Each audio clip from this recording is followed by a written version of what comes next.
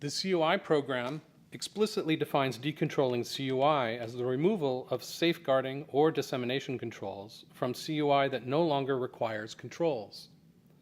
The capability to decontrol CUI, both CUI basic and CUI specified, and to remove limited dissemination controls, which are applied to promote a lawful government purpose in handling CUI, belongs to all authorized holders, including the designating agencies that originally designate or control information as CUI, but also executive branch agencies and, where provided in a contract or agreement, non-federal entities handling CUI.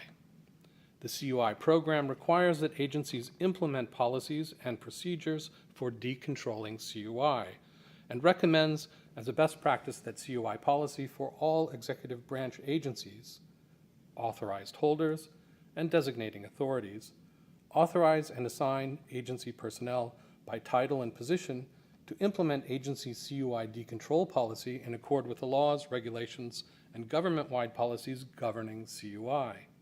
Nevertheless, it is not a requirement to assign particular individuals with this responsibility, and agencies may use their own discretion in this regard. The CUI program authorizes two ways of decontrolling CUI. CUI may be decontrolled automatically by the end of any requirement to control, such as a predetermined event, imposed by applicable laws, regulations, and government-wide policies. Or CUI may be decontrolled by a proactive, positive action taken by the original designating authority to remove the applicable controls. To properly exercise this capability of decontrolling CUI, authorized holders must understand that 1. Unauthorized disclosure of CUI does not constitute decontrol of CUI, and 2. Agencies cannot decontrol CUI to conceal or avoid accountability for any unauthorized disclosure. Decontrolling may occur automatically in 4 ways. 1. Public release through an affirmative decision of the designating agency. 2. Statutory release under the requirements of FOIA if no other law, regulation, or government-wide policy still requires the information to be protected. 3. When the CUI simply no longer requires control under the applicable laws, regulations, or government-wide policies. Or 4. When the designating agency includes a specific decontrolling indicator, either a date certain or an event. In all 4 ways, CUI may be automatically decontrolled without any positive actions by the authorized holder. Note that for a non-federal stakeholder, such as a contractor, decontrolled provisions would have to be included in a contract or agreement. In contrast to automatic decontrol, which occurs when CUI no longer can be controlled, CUI may also be decontrolled proactively by designating agencies. Under the CUI program, designating agencies should have policies and procedures in place detailing how they may take positive, proactive actions to decontrol CUI that no longer require safeguarding or dissemination controls in 2 ways. 1. In response to requests by authorized holders of CUI inside or outside the designating agency, any authorized holder of CUI may request the designating agency to decontrol that CUI. And 2. If CUI no longer requires safeguarding or dissemination controls, declassification of information under any executive order, most recently Executive Order 13526, may cause designating agencies to decontrol any associated or commingled CUI, but only if that CUI no longer requires controls under laws, federal regulations, or government-wide policies where these stipulate a date certain or an event.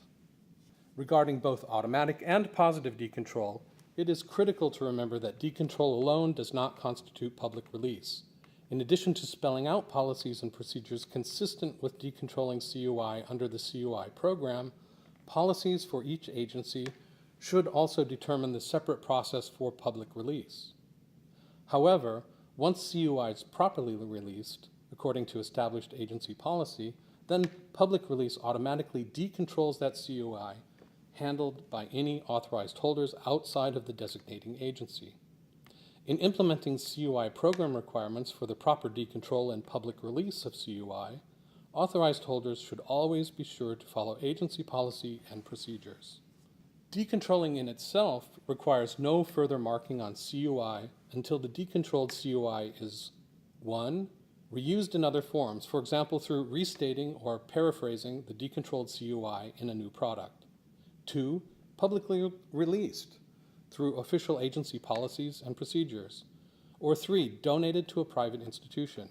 In each of these cases, through public release, when CUI is reused by paraphrase or restatement, or when CUI is donated to private institutions, agency policies may require handlers to strike through or to remove old CUI markings either on the first page, cover page, or the first page of any attachment. The CUI program requires that, when transferring records to the National Archives, authorized holders should always decontrol CUI when possible. And when the CUI requires ongoing control, be sure to indicate that on the appropriate transfer forms. Either the transfer request in NAR's Electronic Records Archives, the ERA, or on an SF-258 paper transfer form.